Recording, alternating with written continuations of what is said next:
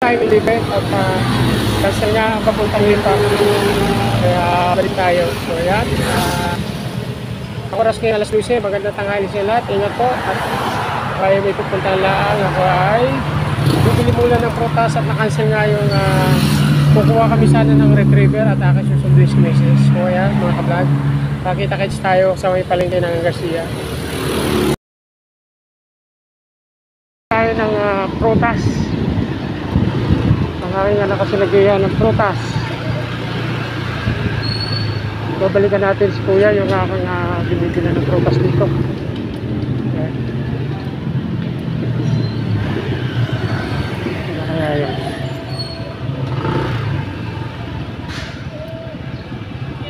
Apple, walang apple na malaki. So yan at dito na tayo, bibili tayo ng apple. Magkano dito madam sa malalaki? 300 po. 300, okay. So 300 ng apple. Sige po. Papili na lang ako ng hindi butas yung likod ha. Huh? Okay, sige. 100 lang. At syempre, huwag natin kalilimutan itong saging kasi maganda sa katawan. Magkano po sa saging? 70 po.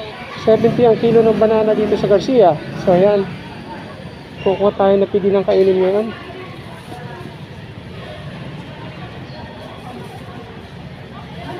Okay, ito. 70 ang kilo ng saging yan. Napakasarap mamili dito sa Garcia kung makikita yung mga prutas dito. 75 po. So, bale, 175? Yes po. Ano pa ba? Sa orange yung magkano? 20 po dyan. 20, 175. So, bibili tayo ng tatlo. Bibili tayo ng tatlo para mas kumpleto yung ating dalang prutas. Ito po. O yan, shoutout kay ate, nabantay sa tindahan. Ayan. Ayan. So, magkano lahat? 230 po. 230. Nili is 230. Yan. Okay, 230 ito po. Ayan.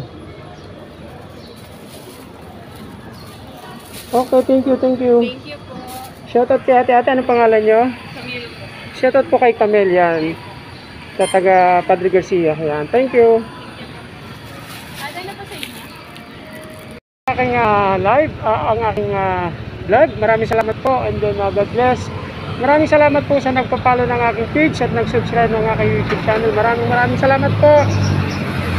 Sana patuloy niyo po akong suportahan. Maraming salamat po and God bless. Bye bye.